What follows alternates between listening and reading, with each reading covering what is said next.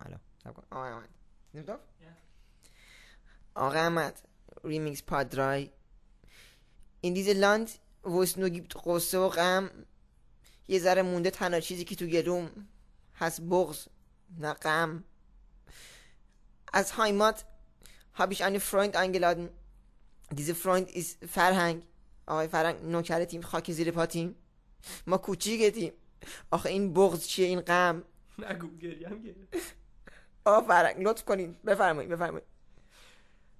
روز وصل دوستداران یاد باد. آقا رسم گوش میکنی؟ یاد باد. اینجا آقا احمده ریمیکس پارت. آقا فرنگ بفرمایید. تو رو خدا تصنیف. یا آقا رسول من وای نگو اومدیم این آلمانه ان دیگه نمیدانم از کی نذارم. دلم گره. آقا فرنگ بفرمایید.